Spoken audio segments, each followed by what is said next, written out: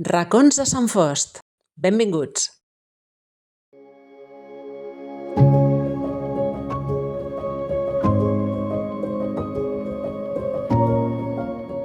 Fa ja uns anys que vaig conèixer en Randy i molt aviat vam veure que compartíem interessos per la història i el patrimoni.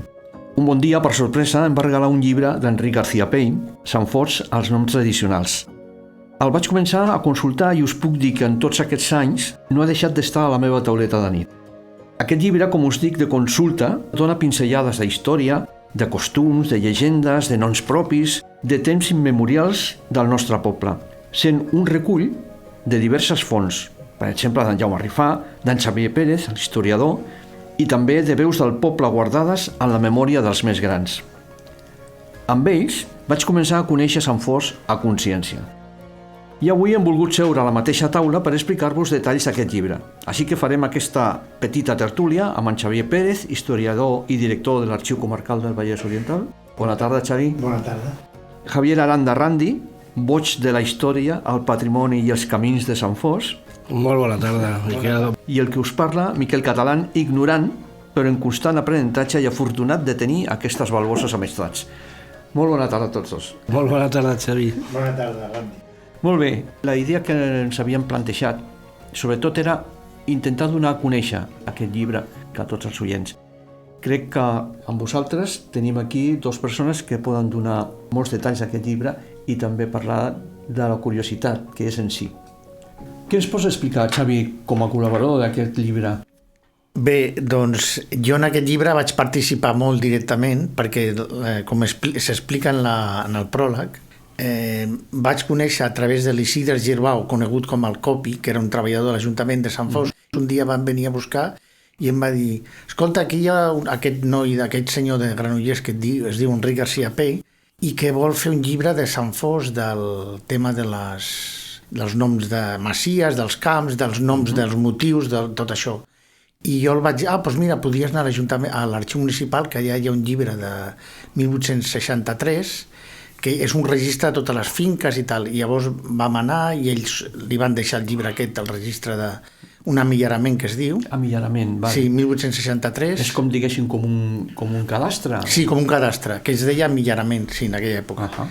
I llavors, doncs, arran d'això va començar a mirar documentació, va començar a entrevistar persones grans, el Copi, aquest senyor que tothom de Sant Fost, ara és mort fa temps ja, però era molt conegut perquè era l'agutzil, com una mena de relacions públiques de l'Ajuntament, doncs el va ajudar també, anava per ahí, li presentava gent gran i entrevistava. O sigui, el llibre aquest d'Enric García Pein es va basar en mirar documentació municipal, el registre de propietat, i també en llibres, tant coses que havia fet jo i el meu germà com el Jaume Rifà, i també, el que és molt important, també va entrevistar algunes persones, com el Jaume Torrent Sunyol, que era un guàrdia municipal, que havia sigut guardabosc, i bueno, doncs el resultat és aquest llibre que van publicar el Centre d'Estudis Santfostencs, una entitat que ara ja no existeix, però que es va fundar l'any 94 fins a l'any 2015. I un dels llibres que van publicar va ser aquest. Està bé. De fet, després voldré posar un parell d'exemples perquè la part aquesta que comentaves tu ara, de la història no escrita però que passa de boca a orella, de pares a fills, i que queda, diguéssim, una miqueta en l'aire, i que segurament conforme va passant d'un a l'altre també es va deformant una mica, no? Però que de totes maneres que és algo molt important i a més maco. Després veurem un parell d'exemples. Randy, tu què ens pots dir d'aquest llibre que em vas regalar? Bueno, jo quan vaig trobar aquest llibre, va ser una sorpresa molt gratificant. Quan vaig anar a viure a Sant Fost, a la Conreria concretament, de les primeres coses que vaig fer és anar a la biblioteca, no? Per conèixer el poble. I allí vas trobar llibres del Xavier Pérez, que tenim aquí, amb el seu germà, i els llibres de Rifà i tal, i algun dia el quiosc Miquel, que hi havia a la carretera de Badalona, que ara ja està tancat perquè es van jubilar, crec, vas trobar aquest llibre. I va ser una sorpresa molt agradable, perquè jo, a part d'un llibre, que jo crec que m'he llegit 2 vegades mínim, però és com tu dius, és per tenir molt a prop, no? Perquè és un diccionari. És de capçalera, no? Sí, és un diccionari de topònims de Sant Fost increïble. A part, vaig veure que García Pein havia fet treballs en altres pobles, com Vallorguina i això. Sí, és un... Quina facilitat hi ha avui dia per trobar aquest llibre? És fàcil de trobar? És aconseguir? No, perquè a part de tu vaig regalar 2 més i vaig aconsellar a 2 persones més mínim i estava ja quasi exhaurit. Que l'últim... Bueno, digues. No, jo tinc alguns encara, perquè quan es va dissoldre l'entitat ens van quedar algunes caixes de llibres i d'aquest queden alguns. No sabria dir si queden 5 o 10, no sé. Doncs és bo saber-ho. Queden alguns, sí. És bo saber-ho. Ja buscaré, ja. L'últim, una persona li va recomanar i el va demanar a la Gralla, a la llibreria de Granollers, si no estava. I al final el va portar ell personalment a la Gralla. Tens contacte, Xavier, amb l'Enric García Pey últimament? Sí, tinc... Bueno, ara no tant, però com ell vivia... Ara viu al Maresme, però fins fa poc vivia sempre a Granollers, perquè és de Granollers, i, per exemple, fa 5 anys van publicar l'Inventari General d'Onomàstica del Vallès Oriental, que són uns, ara no recordo, 15 volums, que el va publicar l'Arxiu Comarcal del Vallès Oriental. És tota la toponímia local de tots els pobles, però del Vallès Oriental tot junt com una mena enciclopèdia. O sigui, que està en actiu. Es podria dir que està en actiu. Ell, sí. Bueno, no, o sigui, fa temps que està jubilat, no sé, l'edat que deu tenir 70 i alguna cosa, però ell continua escrivint i tal, però ja no tant com abans. Sí. O sigui, potser podríem parlar amb ell algun dia i veure les possibilitats també de... A veure si es pogués reeditar aquest llibre, perquè jo crec que és un llibre que, bueno, està clar que està fet per ell, que ell no és de Sant Fos, però és un llibre nostre, parla del nostre poble, no? No, seria molt... Jo tinc moltes ganes de conèixer-ho personalment, ja vas parlar un dia amb Xavier, a veure si era possible, ho tenim pendent, Xavier, de quedar un dia amb ell. El que passa que el tema és que s'ha anat a viure al Maresme, i clar, no sé, però jo tinc el seu correu electrònic, a veure si un dia pot... L'hem d'enxampar, l'hem de... Sí. D'alguna manera. Seria molt interessant, sí. Molt bé. Si em permeteu, per posar algun exemple i perquè els nostres oients puguin fer-se una idea de què estem parlant, d'aquest llibre de què estem parlant. Com us he dit, es diu Sant Fos, els noms tradicionals. I el primer apartat és motius i noms de casa. Aquí trobem coses molt curioses, o sigui, ens està parlant de noms que en moltes ocasions els ha posat el mateix poble. Noms que són com apodos, com àlies, que han sortit de la vida quotidiana i s'han quedat instaurats per anys i molts anys. Llavors, com a exemple, vaig a posar-vos un. Vale? Aquí diu Calescabellat. Sí, Calescabellat. Sí. I explica al llibre, llegeixo contextualment. Els Font havien estat masovers de Can Ribalta i més endavant de Can Torrents. El noi de la casa, en Francesc Font, jugava a la plaça amb l'Oleguer Prat. Quan la mare cridava a l'Oleguer, en Francesc s'arreia i li deia «Mestric». Ell, però, anava sempre mal pentinat i l'Oleguer, per defensar-se, li contestava «escabellat». Al capdavall va quedar-li de motiu i dona també nom de casa a la plaça de l'església. Curiosament, o sigui, va quedar el nom de l'Escabellat per la casa i per la plaça de l'església vella. Sí. Jo conec una senyora que són descendents d'ells. Descendents de l'Escabellat. Sí. Que és un motiu molt antic, ja. Això és de 1800 i pico, 1870, 1800. Clar, són noms que, a veure, jo els he sentit d'algunes persones grans, però la gent d'ara ja no ho sap. O sigui, m'entens? Per exemple, això que hem dit del Copi, no? Que el Joan també el va conèixer, era molt famós, però ara la gent, o sigui, era superfamós durant 30-40 anys aquí a Sant Fos, però ara molta gent ja no el coneix, saps què vull dir? Que el músic... El Nofre també, Xavi, de la Conreria. Ah, sí, el Nofre. Doncs, curiosament, aquest llibre, abans parlàvem que era de consulta, perquè és que, com us deia, va donant pinzellades, o sigui, aquesta accepció que acabem de llegir, la fa en una pàgina, i està ordenat alfabèticament, i una mica més endavant parla de Calmestric, vale? I Calmestric torna a dir, Oleguer Prat Eloi vivia vora l'església vella, al carrer de Sant Pere, en una casa ja desapareguda, on ara hi ha noves construccions. Els masovers de Can Torrents tenien un bailet de la mateixa edat que es deia Cisco, amb el qual jugaven. Quan la mare el cridava, ell sempre li contestava «M'estic aquí». L'altre bailet, en Francesc Font, rient-se, perquè sempre responia el mateix, li va dir «Mestric». I li va quedar un l'escabellat i l'altre Mestric, els dos amics que jugaven a la plaça. Aquesta història, que és una història de carrer, que dona nom definitiu a unes cases, a les cases del poble, i passa d'anys en anys i allà es queda, no? Sí, abans deia que és com un diccionari i jo diria més que són diversos diccionaris, perquè està dividit en, per exemple, tens masies, fonts i torrents, persones, o sigui, diversos apartats, i després dintre de cada apartat tens els topònims ordenats alfabèticament. O sigui que es pot donar el cas, es dona el cas, que un topònim pot sortir en diversos apartats, com és el cas dels castanyers. Al Castanyers trobaràs la font, la masia i el torrent, crec. No sé si hi ha alguna cosa més. I al final, en l'índex toponomàstic, et diu en quina pàgina pots trobar cada cosa. O sigui que és una guia, és una guia genial. Sí. De fet, jo crec que el divertit d'aquest llibre, perquè sincerament, jo el trobo molt divertit, és que has d'investigar dintre del llibre i has de buscar, has d'anar cercant. El que surt en un cantó pot sortir en un altre i després l'has d'anar lligant i has d'ajuntar les històries i llavors veus que comencen a agafar sentit, no?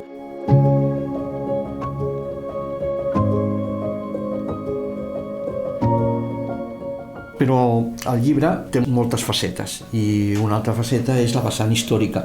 Què ens pots dir d'aquesta documentació recollida en el llibre? Clar, ara no recordo ben bé, però va mirar l'emillarament, va mirar l'arxiu municipal, llavors, clar, va buidar documentació de, no sé si del registre de la propietat, sobretot es va basar en l'arxiu municipal i en el registre de la propietat.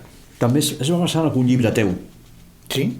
Sí, per almenys ho expliques en el pròleg. Deu ser el 1991. Sí, espera, vaig a buscar-lo, Jo crec que de diversos, de Xavier Pérez, diversos llibres. Espera, anem a veure. Sant Fost, història d'un poble. Sí, va ser el primer que es van fer. Es va publicar el 1991. A la portada de 90, però en realitat es va presentar abril de 1991. Llavors allà, per exemple, nosaltres ja analitzàvem una mica l'emillarament de 1862, després ja... Clar, nosaltres parlàvem de molta documentació que van treure de la Corona d'Aragó, de l'arxiu de la Corona d'Aragó. Per què? Perquè l'arxiu de la Corona d'Aragó hi ha l'antic arxiu de la Cartoixa de Montalegre i del convent de monges de Montalegre, que estava a la Conreria, i la Cartoixa Tiana, que, com sabeu, doncs, els pobles aquests de Sant Fost, Martorelles, la Llagosta i Santa Perpètua i Cabanyes pagaven tributs allà. Llavors, clar, els monjos tenien uns reculls de tots els propietaris, totes les masies, i sí, el que pagaven, un sac de blat, 2 gallines, els censos i delmes. I llavors hi ha molta documentació des del 1400 fins a 1800 i pico. I en el Ric em sembla que això també es va basar en això. Però ho treia del nostre llibre, diguem-ne. Aquest llibre també de què parla Xavier és un llibre, jo penso que imprescindible per tenir-ho. Un santfosenc, santfostenca ha de tenir aquest llibre també. Molts llibres més, però aquest també, com el de García Pey, jo crec que són essencials. És que hi ha molts, hi ha els nostres, els del Jaume Rifà també. Exacte. O sigui, pots fer una biblioteca de llibres d'aquests. De fet, és curiós perquè en aquest poble tenim això, tenim aquest bagatge, tenim un historiador, a més en actiu, amb un treball fet molt important. Tenim tot el legat d'en Jaume Rifà, amb uns quants llibres sobre el tema. Tenim el llibre d'Enric García Pey, però tot plegat és una mica desconegut per al públic en general. Crec que realment, espero que realment aquest tipus de programa com el que estem fent avui pugui servir una miqueta per donar-li una mica de visibilitat, conèixer-ho i interessar-se, no? Sí, jo, per exemple, sí que he trobat que a Sant Fost hi ha molta documentació a nivell d'història local. Així, però moltíssima. O sigui, està ben documentat gràcies a Xavier Pérez i el seu germà, Jaume Rifà, Amadeu Rovira, García Pey, segurament m'oblido alguna persona, però sí, ja està molt ben servit Sant Fost en aquest aspecte, sí. I després un llibre molt important és el de Salvador Pi Bernat, de l'any 1936. Sí, mira, aquest el tinc. Notes històriques del Vallès, parròquia de Cabanyes, que és, per mi va ser el que vaig iniciar la meva vocació històrica amb aquest llibre, diguem-ne, també, que parla molt de... Es va publicar just abans de la guerra, mesos abans, i parla molt de la parròquia de Cabanyes, però clar, ja hi ha molta documentació també. En aquest llibre, per exemple, ja parla de l'avi Font, àlies Escabellat, això que dius tu. Aquest senyor és l'últim, en 1876, em sembla, és l'últim llop que es va veure i van matar aquí a Sant Fost, va ser aquest, l'avi Font, àlies Escabellat. Això explica mossèn Salvador Pibernat en el llibre aquest de Parròquia de Cabanyes. Està molt bé. Fem un altre apunte per donar a conèixer una mica més del llibre als nostres oients. Parla de la Casa Presó, la Casa Presó de Sant Fos. Casa Presó. Sí.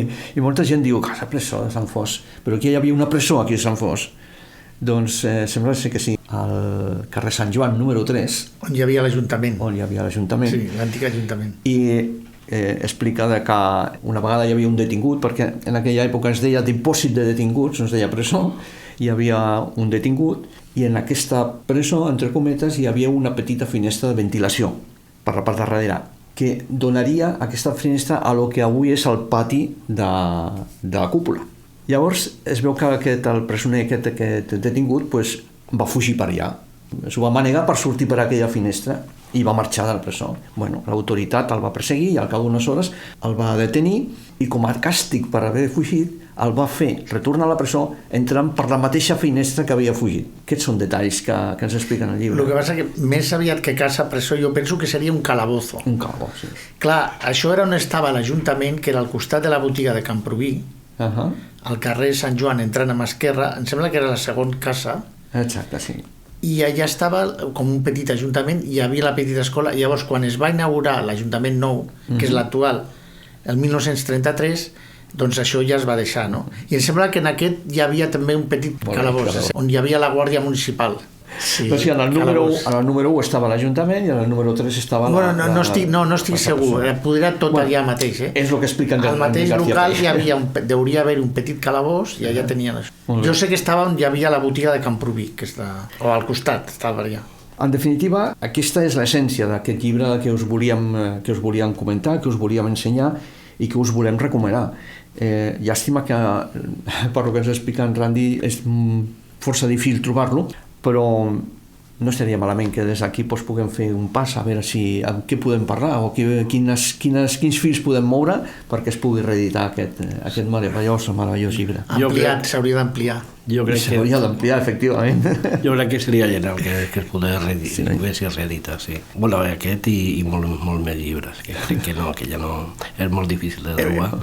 Una cosa que volia dir, que suposo que estareu d'acord, clar, per exemple, aquí parlen de motius, de noms, de persones i de cases, que clar, això està fet el 1997, però recull coses de fa 100 anys, no? 100 anys, sí. Clar, molta gent això ja no li diu res, no? Però ara, per exemple, potser s'hauria... Per exemple, ara hi ha gent en el poble que és molt coneguda i que no surt en aquest llibre. Aquest tipus de motius, de cases, de noms... Per exemple, en Randy és un personatge del poble, no? Diguem-ne. Doncs clar... Potser en properes edicions hauria de sortir el Randy o el Joan també, el Joan de la ràdio. Joan Sant Joan hauria de sortir, no? Que són coses que hi ha aquí en aquest llibre. Jo alguns els he conegut, però clar, ja et començo a tenir certa edat, no? Però clar, molta gent jove ja no li da res això, entens? S'haurien de fer com annexos, com l'Espasa Calpe, pràcticament cada any, cada 10 anys. Mira, ara aquí hi ha això, hi ha aquest, perquè clar, aniran sorgint sempre personatges. El que passa que ara el dels motius ja no és tan important. No s'acostuma tant a fer. No s'acostuma tant. Abans era més important. Companys, tenim una missió. Sí. Sí o què? Això hi ha que actualitzar-lo. Que el Nofre surt aquí, Randy, o no? Ostres, ara no ho recordo. Bueno, mira, ho podem mirar en el Nofre és un personatge de la conreria. Sí, crec que sí. Que vivia en una caseta, que aquella caseta s'ha de conservar. Que ell era de Santa Maria de Martorelles. Era tot un personatge, jo el que he llegit jo. No surt, veus? Els llibres de la conreria sí que surt. I jo recordo quan era petit aquí a Sant Fos, clar, parlo de fa... Ja tinc 50 i pico d'anys llargs, i un personatge que li deien el Xarneguillo. O sigui, això és curiós, Era petitó i tal, anava per la carretera, i jo sempre he pensat, qui seria aquell personatge? Perquè tothom deia el Xarneguillo, sí que és un nom molt curiós, però ara, o sigui, clar, no sabem qui és, i clar, ostres... I ara parlant de topònims també, per fer un incís, que l'altre dia vaig escoltar a la ràdio que a Vic havíem escollit la paraula del poble, no? I com ha dit el el company Miquel, hi ha paraules del poble, no? I van escollir una paraula. I estaria bé fer com una mena de concurs, no sé, per internet, la pàgina de l'Ajuntament o com sigui, d'escollir una paraula del poble. Seria interessant. Segur que sortirien paraules que totes les coneixem. Una paraula de quin tipus, diguem-ne? De que sigui un topònim, típica de Sant Fost. Que definís una miqueta el poble. Sí, hi ha diversos topònims que són diguem-ne del poble, cada poble té els seus, i escollir una mena de concurs, però feina tenim, està clar, i em penso que avui ens ha sortit el que diu aquest llibre, diguem més llibres, no? I jo volia comentar d'aquest llibre que al final, a les últimes pàgines, hi ha un tresor, que són 3 mapes, un de masies, l'altre de turons i boscos i l'altre de fonts i torrents. I també dir que l'índex toponomàstic és increïble. Sobretot també la bibliografia, que això és imprescindible, sobretot quan llegeixes història i història local, perquè la bibliografia després et porta a altres llibres. O sigui que al final acabes gastant una pasta, però... Està clar. Pots anar a la biblioteca també. Així no te'ls compres. A mi, Xavi, personalment aquest llibre m'agrada tenir-los a casa. Molt bé, companys, jo crec que ho podíem deixar per avui aquí. Moltíssimes gràcies, Xavier, per la teva presència, per la teva col·laboració. Randy, moltíssimes gràcies per la teva presència i col·laboració. Igualment, un plaer estar aquí. Podem repetir-lo quan vulgueu. Per mi és un honor i un plaer. I també podíem fer un altre dia amb un altre llibre o alguna col·lecció, tal. Sí. Perfecte, t'agafo la idea. Molt bé, moltes gràcies. Moltes gràcies. Gràcies a vosaltres.